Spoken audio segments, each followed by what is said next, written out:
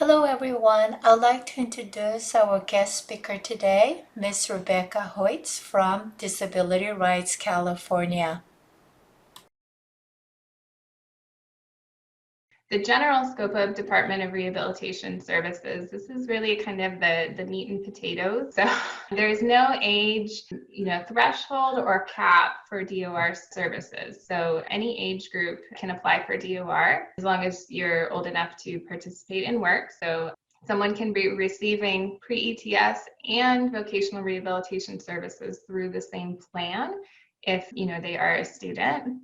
And the goal of these services is to assist people with disabilities in obtaining competitive integrated employment and to be active and full partners in the vocational rehabilitation process. So this is really about, people having opportunities to make meaningful decisions about their careers, the types of services that they're interested in, and where they receive those services from, and to help people with disabilities to either get a job, keep a job, or advance in their employment.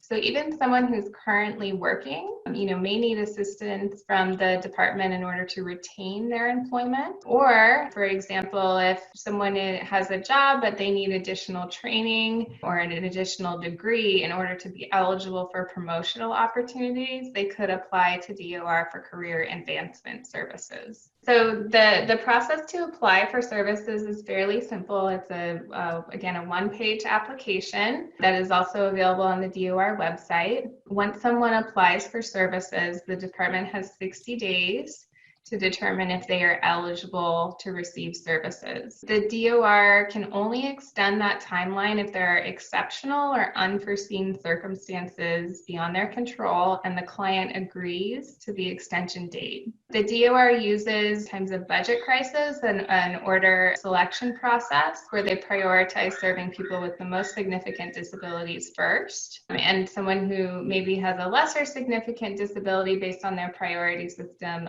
could possibly be placed on a waiting list. The priority numbers have, shifted up and down since the pandemic. So you may want to check the DOR website to see what priority numbers are up. My kid is saying goodnight to me. Good night, sweetie. So once the department has determined someone's eligible for services, then they have 90 days to develop an individualized plan for employment. And sometimes we get calls from folks who say, I applied for services, but they told me I'm not eligible, and we're happy to look at those cases. The threshold for determining ineligibility is pretty high for the DOR to reach. So more often than not, unfortunately, we find that the, proper assessments may not have been provided or there weren't the right services and supports during the assessment process. So someone being found not eligible should really be an exception rather than the rule. And we also talk with a lot of folks who have questions or need assistance in developing their individualized plans for employment because maybe they have a different opinion or idea of what kind of job they would like to do or what kind of services they need in order to achieve their goal. So the eligibility criteria for Department of Rehabilitation is that someone has to have a physical or mental impairment that causes a substantial impediment to employment. So that's a much broader definition of disability than special education. So even students who are not eligible for special education services may still be eligible for Department of Rehabilitation Services. And the DOR, they have to have a need for services, again, in order to get a job, keep a job, or advance in their career. And then the last criteria is, where sometimes folks get a little bit stuck in the process is that they have to have the ability to benefit from services. So what that means is that, there has to be, if the department provides all the tools in its toolbox to an applicant, is it likely that that person will be able to obtain employment? If you're someone who's on the less significant disability range, it may be, very easy to demonstrate that. Maybe you will need a few services and you've had more experiences. For people who have significant disabilities and maybe haven't worked previously, sometimes that can be a hurdle to overcome, is to be able to show that you can benefit from services in terms of employment. So some ways that applicants can help support their eligibility. First, if someone receives SSI or SSDI, then they are presumed to be eligible for services so long as they can benefit. But other records that are helpful to provide at the time of application, maybe school or educational records, IEPs. If you have done assessments in the course of serving a student in special education, those can be helpful to provide. Medical records, regional center records. The department can also receive information from parents and family members or other representatives. And only if there's not enough information through those existing documents can the department conduct its own assessments. So in order for the department to determine someone is not eligible for services, it has to provide what's called clear and convincing evidence. So clear and convincing evidence is the highest degree of certainty that it can be concluded that due to the severity of the individual's disability, they are incapable of benefiting from services. So this is a very high threshold of proof in the legal system. And so if there is any sort of doubt or any record that shows any sort of doubt, you would want to call that, to the forefront, because that might remove the clear and convincing evidence. In order to meet this threshold, the department has to do multiple assessments, including a trial work experience, which is a assessment in a realistic work setting, where services, supports, and accommodations are provided, and multiple service providers have to reach the same conclusion that someone cannot benefit from services. So this, again, should be very rare that someone is not eligible for services, even if they have a very significant disability. And philosophically at Disability Rights California, we really truly believe that everyone has skills and talent, that they can contribute to the workforce, and it's just about good job match and creativity and the right support. So when someone is found eligible, again, the individualized plan for employment is developed in collaboration between the counselor and the client. The client has the right to choose the vocational goal in their plan, and the department's role is just to ensure that that goal is consistent with the individual's unique strengths, resources, priorities, concerns, capabilities, interests, and informed choice. So sometimes folks will call our office if they have a career goal in mind, and maybe the department feels like, oh, we don't think you could, would be able to achieve that goal,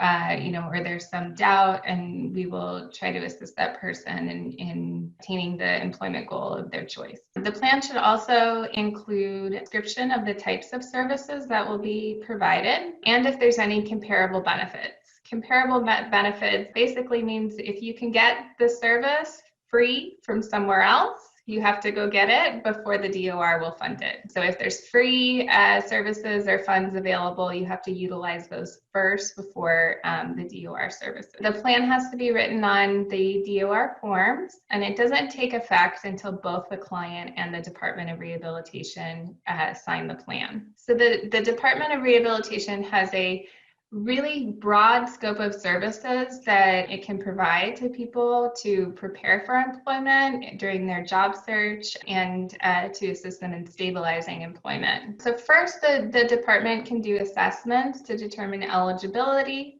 the priority for services, and vocational need. So vocational need assessments might be like an assessment of assistive technology, a worksite assessment, an ergonomic assessment, the assessments that might result in recommendations for services. Counseling and guidance and referral are the services that are provided directly from the Department of Rehabilitation counselor to the client. Physical and mental restoration services are any one-time purchase that removes a barrier to employment. So some examples might be eyeglasses, hearing aids. Those are more common. I also have advocated for a client who was absent her legs. She was a congenital amputee, and we were able to assist her in getting very specialized prosthetics so that she could become a horse trainer. So, and that was a goal that initially the department said, we don't think we can support, we don't think you can do this type of work. So again, a lot of sweat and a lot of creativity and anything's possible. But physical restoration services may also include like dental work. If someone is absent front teeth and they have a job where they're going to be interacting with the public, for example, like real estate agents always have their picture on their business card. So that might be an employment where that is a barrier. And then mental restoration services are up to 6 sessions, but potentially more of counseling services to prepare a client for employment. Vocational and other training services could be vocational programs, certificate programs, degree programs. Under WIOA, there's an emphasis to support people with disabilities in advanced training, including in the STEM fields. So there's really a legislative push, for more diversity in the workforce, including jobs that require advanced degrees. And through training services, the department can fund tuition, fees, books, and supplies. And I'll talk a little bit more about how that funding works later on. Maintenance services are any additional costs that someone might incur in order to participate in services or their job search. So for example, if I'm a student and I have to attend a conference or a seminar out of town, the department could pay for my transportation and if needed, a hotel. Same thing if I had to go to an interview away from home. So travel costs and things like that. Transportation services are typically provided in the form of a check that's equal to the lowest cost public transportation. For people who cannot access public transportation, the department also has a mileage rate. And that can be, paid for someone who drives themselves or for someone who's a passenger with a driver. The department can also provide services to family members. So most commonly we see this as childcare, but it could also include benefits counseling or other services that help the client in order to participate in their vocational rehabilitation. Interpreters, readers, and orientation services for individuals who are blind. Those are pretty straightforward. The job-related services are the category of services that help someone find a job. And there's a range of these types of services as well. So for some people, it may be working with a job developer who emails you positions you might be interested in, helps you practice resume, interviewing skills, work on your resume. And for some people who need a more hands-on approach or direct placement, it may be that the job developer or employment service provider is actually, kind of marketing you to employers. And if you're someone who maybe wouldn't be successful in sort of walking through the front door, submitting the application on your own, some employment services actually match clients to employers and do that introduction process. Supported employment services are any service that takes place after someone starts working that happen on the job. So some folks may need assistance getting ready for work in the morning, while at work, while they're learning a job. Most commonly this is a job coach, but it could be other services that take place during employment as well. Customized employment, can folks wave at me if they're familiar with customized employment? No? Okay, great. I love it when it's new. Customized employment is a process of really building a job to fit an individual. It's a great opportunity for folks who, are not going to be the square peg in the square hole, but maybe are, need a little bit more support or have talents in certain areas, but challenges in other areas. So an example of this is I had a client who had been working in sub-minimum wage employment, rolling the plastic silverware that you get with takeout food in a napkin. And so this was her day in and day out. And she really wanted to work in an office. And she actually had been for a long time sort of helping out at home on various little tasks of, that were associated with her parents' business. And so the first step in customized employment is called discovery. And that's a process of getting to know the client. What are they good at? What are they interested in? What types of supports do they need? And so the vendor that worked with my client, really followed her home and, sort of looked at what are the things that you do and found that every day she comes home, she hangs up her backpack, she makes herself a snack, She, helps her parents go through the mail. She pays, helps with paying the bills, in their computer. She types really fast. She loves computer games, and so there are all these things that she was doing that no one was identifying as transferable job skills. She's following a routine. She's putting things where they belong. She's using a computer. And so all this gets put together by the vendor. They make recommendations about, what types of support she might need to work in an office. And they helped her create a virtual resume so that they could market her to employers and say, this is our applicant, this is how she can help your business. And they met with different offices and found an office where they had several sort of like admin support folks working in the office, and they had lots of responsibilities. So that position, you had to answer phones, you had to talk to customers, you had to do filing, you had to do data entry. So what the job developer did is they said, our client is really good at filing, typing, data entry, like these are all the things she can do. She's great at them. Let's pull those responsibilities out of your admin positions and create a new job for this client that will free up your existing positions to be more efficient or to take on other responsibilities. So there's a business benefit. And it was an opportunity for my client to really do all the things that she likes and that she's good at, and to not have to be responsible for things that would be challenging for her, like talking with a strange customer or answering the phone. So customized employment is a great opportunity to think creatively about different ways that people can work other than just applying for existing jobs. Personal assistant services are services that are provided in order to help someone with a disability accomplish tasks that someone without a disability could do independently. So this can be eating lunch, getting dressed, going to the restroom, turning pages, taking notes, and whatever the task need may be. And then post-employment services are for people who have obtained employment through the DOR but need a little bit of support after their case is closed. So for example, if someone is a DOR client, their case is closed successfully, things are going well, and then all of a sudden there's a pandemic, there's a new supervisor, there's a new computer system, and all this is a service need. The DOR can step in and provide, short-term supports in order to stabilize the employment without that person having to reapply for services with the department.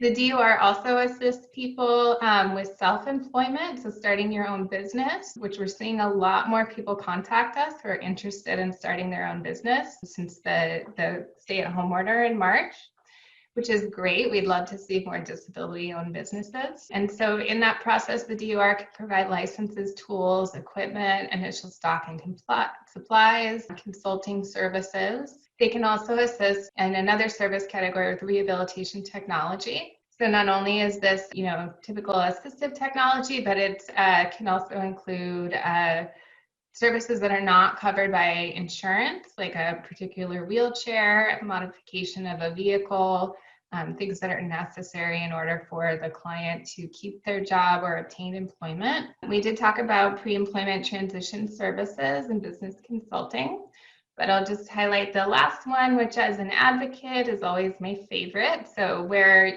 your needs don't fit into a category, this is kind of the catch-all. So other goods and services that are necessary in order for the client to obtain employment. So some examples of these are, we've assisted clients with getting new tires on their car, laundry detergent, wherever your needs don't fit the boxes, if it's necessary for employment, can be an argument to be made for assisting someone. So any questions about the scope of services that the department provides? My question was, what about for individuals who are not documented? Are these services still offered to them?